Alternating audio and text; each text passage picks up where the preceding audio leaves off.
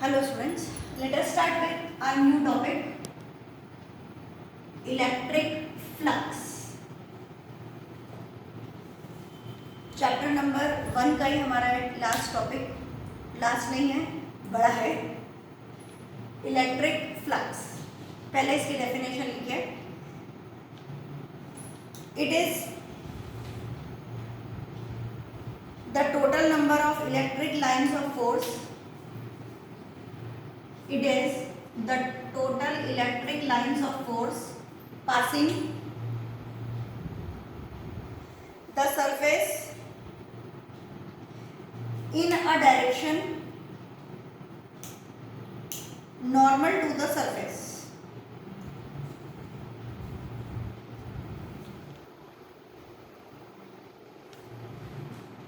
It is a scalar quantity and is denoted by phi. It is a scalar quantity and is denoted by phi. इसी की एक और definition है, continuation में लिखिए. It is the surface integral of electric field over that surface.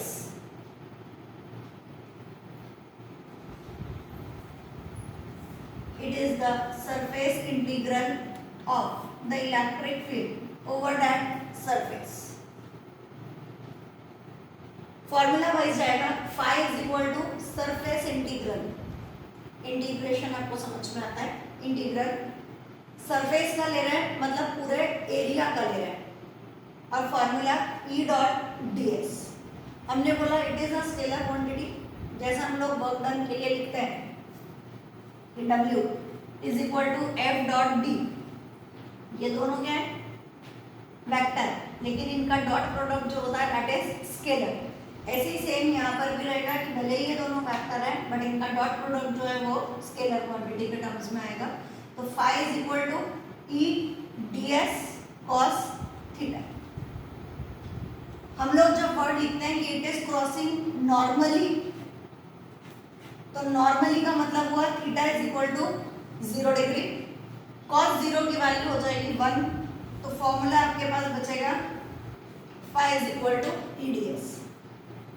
अब जो surface आपको दे रखा हो उसके अकॉर्डिंगली आप एरिया पुटअप करेंगे. लाइक अगर आपको एक स्फीयर दे रखा है तो स्फीयर का एरिया होता है 4 पाई r स्क्वायर, वो पुटअप कर देंगे. सिलेंडर दे रखा है तो उसका एरिया पुटअप करेंगे. जो चीज दे रखी है, जो भी शेप आपको दे रखा है, उस शेप के अकॉर्डिंगली हम यहाँ पर एरिया पुटअप करते हैं. E मतलब इलेक्ट्रिक फील्ड, ds मतलब पूरा का पूरा एरिया जो भी हमारे पास में जाएगा वो. It is surface integral. पूरा का पूरा सरफेस का इंटीग्रेशन हम लोग जब लेते हैं तो हम लोग इस तरीके से इसे लिखते हैं. सरफेस इंटीग्रेशन आप भले ही चलने दीजिए, इसके लिए कोई मनाही नहीं है. आप फिर अच्छा लिखना चाहें तो E बाहर निकालो, अंदर आपके पास बचेगा ds. इसीलिए मैंने बोला कि पूरा एरिया. नॉर्मली हम लोग स्फीयर लेते हैं और स्फीयर का एरिया हमारे पास होता है 4 पाई r स्क्वायर. मैं बाद में लिखवा रही हूँ वो पार्ट. अभी फिलहाल सिर्फ इतना कि व्हाट इज इलेक्ट्रिक फ्लक्स. तो it is electric field line crossing from the surface normally. एक सरफेस है, उसमें से इलेक्ट्रिक फील्ड लाइन जो है क्रॉस होती जा रही है, नॉर्मली क्रॉस हो रही है. इन लाइंस को हम लोग अब नाम देंगे इलेक्ट्रिक फ्लक्स. इसे हम डिनोट करेंगे by 5. Electric field multiplied by, किससे मल्टीप्लाई कर रहे हैं? एरिया से. तो ये बन जाता है आपका इलेक्ट्रिक फ्लक्स. क्वेश्चन लिखिए.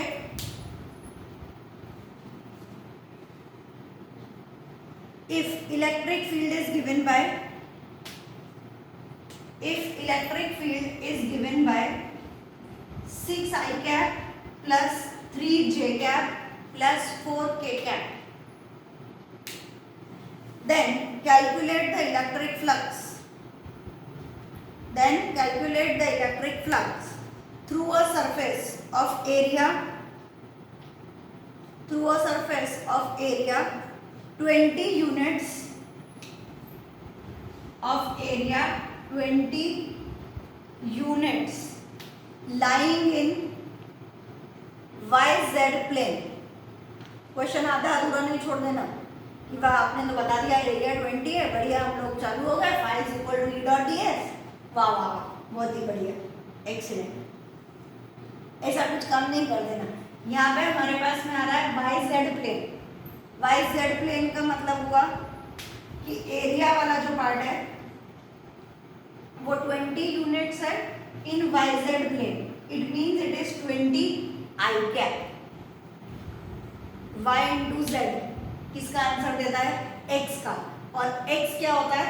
आई कैप। इसलिए आपको ये वर्ड बहुत ज्यादा ध्यान में रखना कि कौन सा प्लेन दिया है, उसके अकॉर्डिंगली आपका आंसर यहाँ पे जस्टिफाई होगा। कि अगर वाई जेड प्लेन है तो आपका जो मल्टीप्लीकेशन का आंसर आ रहा है वो x के टर्म्स में आएगा, तो 20 आई कैप। अब जब आप मल्टीप्लाई करने जाएंगे तो it is 5 is equal to E dot D S 6 I cap plus 3 J cap plus 4 K cap multiplied by 20 I cap. तो मल्टीप्लाई किसका होगा? सिर्फ आई कैप और आई कैप का। क्यों? क्योंकि ये आपके पास है डॉट प्रोडक्ट, और I dot I is equal to 1 होता है। I dot J 0, I dot के 0, तो आई डॉट आई का मल्टीप्लीकेशन होगा, आपके पास आंसर आएगा 5 इज इक्वल टू 120। अब यूनिट क्या लिखोगे? तो अभी फिलहाल तो ये आपका यूनिट के टर्म में आंसर है, तो आप खाली यूनिट लिखकर छोड़ देंगे। बट 5 की यूनिट कितनी होगी? बोलिए। ई की unit, E is equal to हमने लिखा था एफ बाई क्यू, यानी न्यूटन पर कूलम, और एरिया की यूनिट होती है मीटर स्क्वायर। प्रॉपर तरीके से अगर आप लिखेंगे तो it is newton metre square पर coulomb. This is the unit of phi. चलिए next heading, Gauss's theorem. GAUSS, उसके बाद apostrophe S, Gauss's theorem, Gauss's law, जो भी हम लोग इसके साथ वर्ड ऐड करें।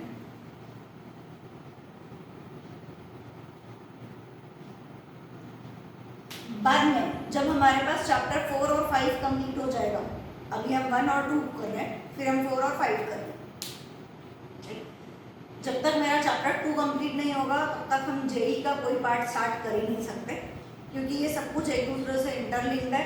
1 और 2 होने के बाद ही हम इलेक्ट्रोस्टैटिक्स का कुछ भी चालू करेंगे। ठीक, गॉसेस थ्योरम, गॉसेस लॉ।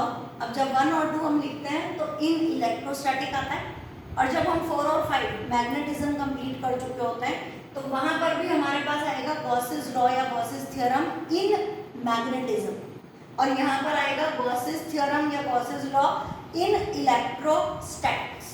तो जब एग्जाम में आप लिख रहे हैं तो आपको देखना पड़ेगा कहीं ना कहीं आगे पीछे लिखा हुआ होगा कि इलेक्ट्रोस्टैटिक वाला लिख कर देना है या मैग्नेटिज्म वाला लिख कर देना है। इसीलिए समझा रही हूँ कि दोनों चीजें आप लोगों को आ सकती है। तो अभी फिलहाल तो हमें मालूम है कि हम इलेक्ट्रोस्टैटिक पढ़ रहे हैं, तो हमें गॉसेस लॉ किसका लिखना है? इलेक्ट्रोस्टैटिक्स का। तो गॉसेस थ्योरम या Gauss's law, it states that the electric flux, it states that the electric flux through a closed surface enclosing a charge is equal to 1 upon epsilon 0 times the magnitude of the charge enclosed. It states that the electric flux through a closed surface enclosing a charge is equal to 1 upon epsilon 0 times 1 by epsilon 0, ऐसे ही लिखना, पता चला हम spelling लिखने बैठ गए। 1 upon epsilon 0 times the magnitude of the charge enclosed. Formula wise हम लोग लिखेंगे, इलेक्ट्रिक फ्लक्स यानी phi is equal to 1 upon epsilon 0 times the total charge enclosed। बस ये फॉर्मूला हो गया, phi is equal to q upon epsilon 0। This is called as Gauss's theorem और Gauss's law. खाली इतना ही लॉ होता है। इसके बाद अब हमें पता है phi कितना है, तो हमने बोला it is surface integral of E dot D S, यहाँ पर q अपॉन एप्सिलॉन 0। तो आपके पास एक और चीज आ गई, ये सर्कल बताएगा कि आप सरफेस इंटीग्रल की बात कर रहे हैं। अगर आप सिंपल ऐसा करेंगे तो ये लाइन इंटीग्रल होता है, और जब आप ये पार्ट कर देते हैं तो ये सरफेस इंटीग्रल होता है। तो आप इसे इग्नोर नहीं मारिए कि अरे वाह मैम से गलती से लग गया होगा, ऐसा नहीं है। इट इज सरफेस इंटीग्रल, ठीक। It is E dot ds is equal to Q upon epsilon 0। लेकिन लॉ कहाँ तक है? गॉसेस लॉ सिर्फ इतना है 1 upon epsilon 0 the total charge enclosed in the surface. सिर्फ phi is equal to Q by epsilon 0, यहाँ पर खत्म होता है।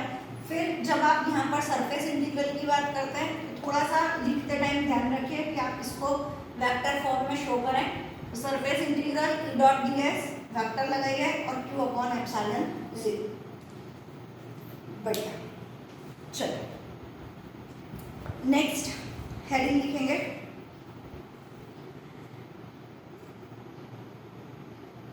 To prove Gauss's theorem, to prove Gauss's theorem for spherically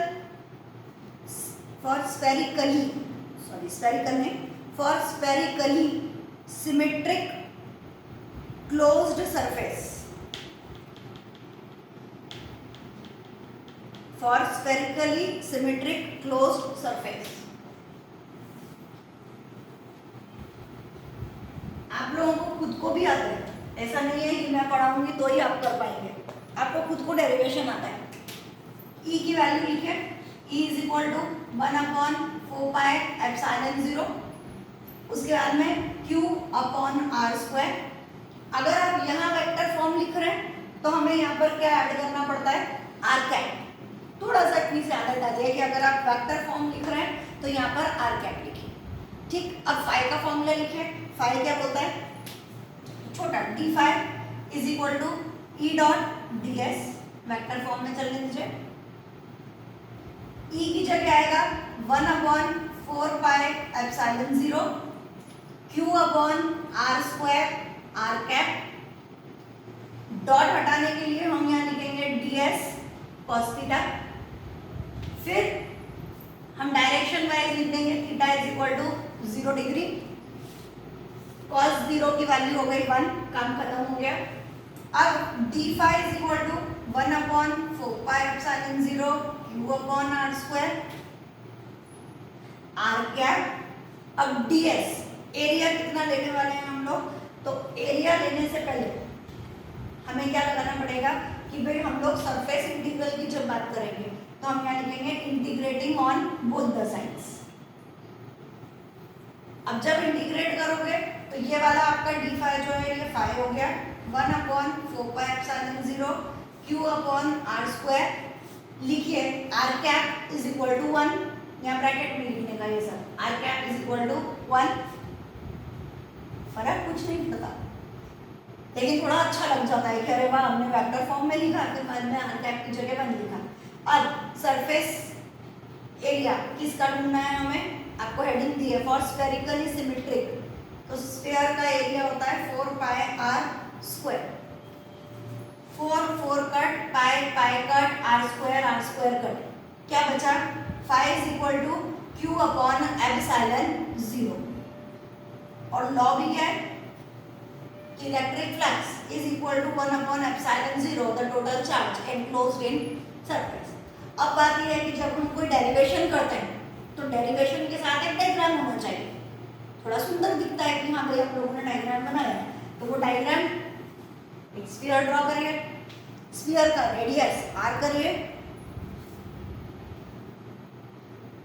यहाँ पर चार्ज Q रखिए क्योंकि आप लोगों ने बोला है कि इट इज एनक्लोज्ड, तो पूरा चार्ज हमारा जो है वो डिस्ट्रीब्यूटेड है। हम लोग एक छोटा पार्ट, जब आप यहाँ ds लिखते हैं तो बताना पड़ता है कि ds कहाँ है। छोटा सा एक पार्ट ले लीजिए और इसे लिख दो ds। यहाँ से बाहर हमारी इलेक्ट्रिक फील्ड जा रही है तो हम लोगों को लिखना है इट इज मूविंग नॉर्मली। ये हो गया वेक्टर E। डायग्राम कुछ नहीं करा हम लोगों ने, स्फीयर वर्ड है तो स्फीयर बना दिया, रेडियस हमने r ले लिया, चार्ज Q ले लिया, स्मॉल ds हमने यूज किया है तो उसका एक स्मॉल पार्ट ds के फॉर्म में दिखा देने का, और नॉर्मली तो हमें E बाहर जाते हुए दिखा देना, पता चलेगा। सेंटर हमेशा हम लोग लिखते हैं O। तो ये आपका हेंस प्रूव्ड हो गया। नेक्स्ट लिखिए, to deduce Coulomb's law, to deduce Coulomb's law from Gauss's theorem. Gauss से शुरू करके कूलम को लेकर आना है। गॉस कौन है? गॉस है phi is equal to Q upon epsilon 0 और कूलम कौन है? F is equal to 1 upon 4 pi epsilon 0 Q1 Q2 upon R square. phi और F को जोड़ने वाली लिंक कौन है? तो E, क्योंकि हमें पता है E is equal to F upon Q, इतना भी पता चलता है। तो हमें यहाँ से यहाँ तक आने के लिए बीच में कौन चाहिएगा? E की वैल्यू चाहिए। थोड़ा सा खुद सोचिए, खुद डिराइव करने की आदत डालिए। ऐसा नहीं कि बस आज मैम ने ये पढ़ाया है और हमें लिखना बैठना है, रटना है। रटिए नहीं, उस चीज़ को समझिए कि क्या पूछा गया है और उसे हमें कैसे इम्प्लीमेंट करके दे रहे हैं। तो पहली बात कि हमें गॉसेस लॉ से कूलम्स लॉ लेके आना है। तो डेफिनेटली गॉस के लिए आपको एक सरफेस बनाना पड़ेगा। सरफेस के बाद अब सीधा सीधा अपनी ड्रॉ कर सकते हैं। ऐसा नहीं मैंने टेढ़ा करा तो वो टेढ़ा ही करना पड़ता है, ऐसा नहीं। ये हो गया आपका O, ये हमारा स्मॉल सरफेस हमें दिखाना था, वो हो गया DS। नॉर्मली दिखाना है इलेक्ट्रिक फील्ड, E जाने दीजिए। अब हमें दो चार्ज चाहिए, Q1 और Q2। तो हम कहाँ पर रखेंगे? यहाँ पर रख दीजिए Q1 और यहाँ पर रख दीजिए Q2, क्योंकि दो चार्ज हमें आखिरी में चाहिए फोर्स। तो फोर्स के टर्म्स में हमें Q1 और Q2 दो चार्जेस को हम लोग लिखेंगे। चलिए, अब according to Gauss's law phi is equal to Q upon epsilon 0। फिर हम लिखेंगे but we know that phi is equal to surface integral of E dot ds। आगे surface integral of E dot ds is equal to Q upon epsilon 0। इसके बाद में E dot ds, okay, यहाँ पे Q कौन सा लेंगे ये भी सोचना पड़ेगा ना, क्योंकि अभी Q1 और Q2 दो चाहिए। तो यहाँ पर Q किसको लेना पड़ेगा? Q1 वाले को। तो E dot ds is equal to Q1 upon epsilon 0। अब phi की वैल्यू पुटअप, सॉरी ds की वैल्यू पुटअप करिए। ds स्फीयर है, it is 4 pi R square Q1 upon epsilon 0। E आपके पास आया Q1 upon 4 pi epsilon 0 R square. ठीक, अब हम लोग F लेंगे। F लेने के लिए यहाँ पर लिखिए फोर्स ऑन Q2, क्योंकि अब हमें Q2 भी तो चाहिए। तो force on Q2, F is equal to Q2 multiplied by E। Q2 को ऐसे ही रखिए, E की जगह हमारे पास में आ जाएगा Q1 upon 4 pi epsilon 0 R square. ये आ गया आपके पास F इज इक्वल टू, ये प्रॉपर तरीके से 1 upon 4 pi epsilon 0 Q1 Q2 upon R square. शुरू किससे किया? गॉस से। एंड किस पे किया? कूलम से। इसे इंपॉर्टेंट मार्क करिएगा, डेफिनेटली आने जैसा।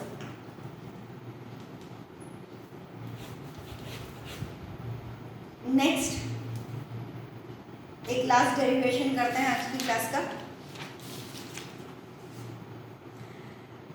Electric field due to a line charge, electric field due to a line charge.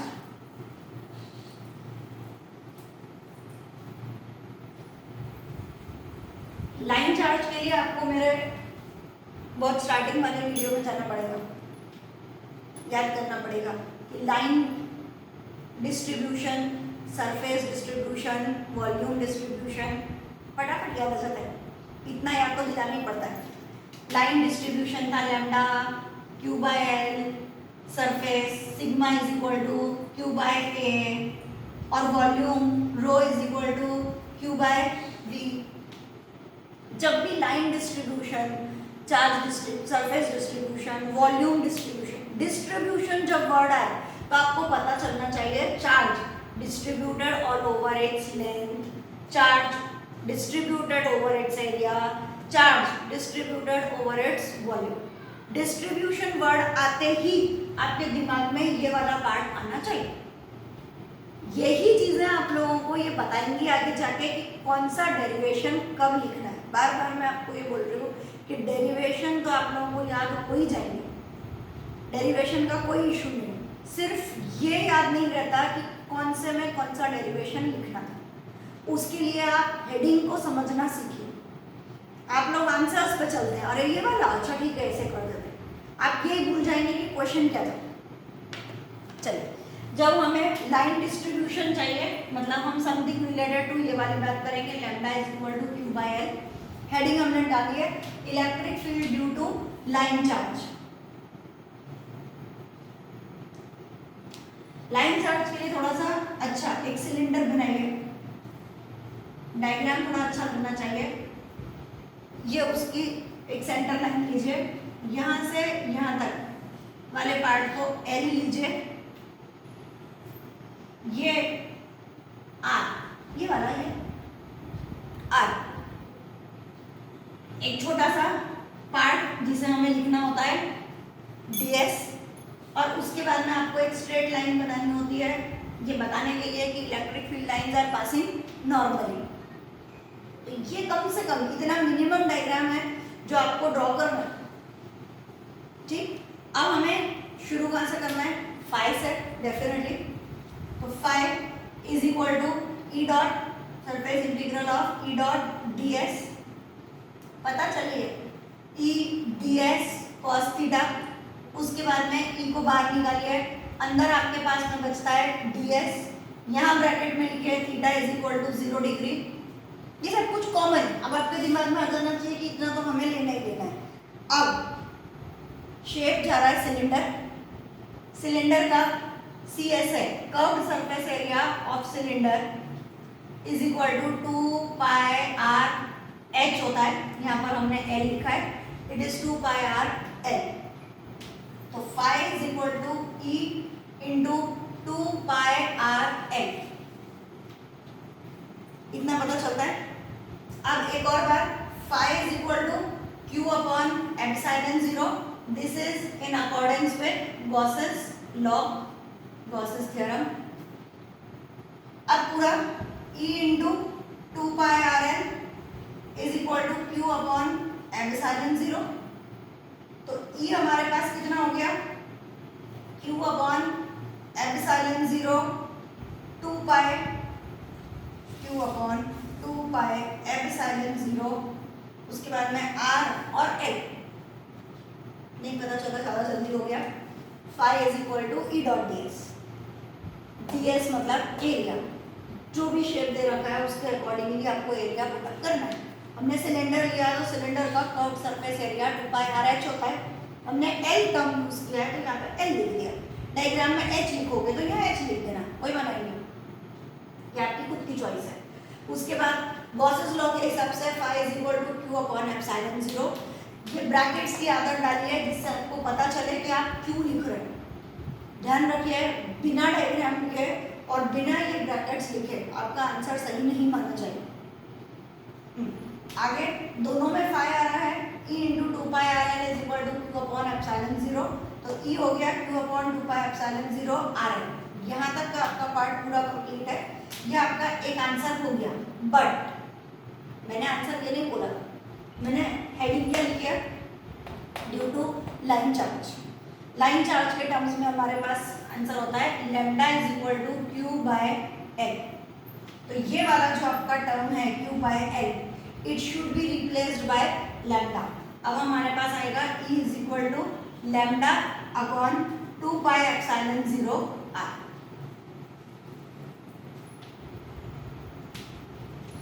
यहाँ आपका जाके काम खत्म होता है, ये आपका पूरा पार्ट कंप्लीट। तो यहाँ आपको देखना है कि लैम्डा लाइन चार्ज डिस्ट्रीब्यूशन के टर्म्स में आंसर चाहिए, तो आंसर लैम्डा के टर्म्स में आएगा इसे क्यू और एल के टर्म्स में छोड़ोगे तो आपका हाफ मार्क कट हो जाए। ठीक, क्या क्या पढ़ा हम लोगों ने? पहले देखा कि इलेक्ट्रिक फ्लक्स किसे बोलते हैं, उसके बाद देखा गॉसेस लॉ, उसके बाद गॉस लॉ को हमने प्रूव किया, उसके बाद गॉस लॉ से कूलम्स लॉ को प्रूव किया, 4 पॉइंट, और 5वां पॉइंट हम लोगों ने देखा electric field lines due to a line charge. ऐसे 5 टॉपिक आज हम लोगों ने कंप्लीट करे।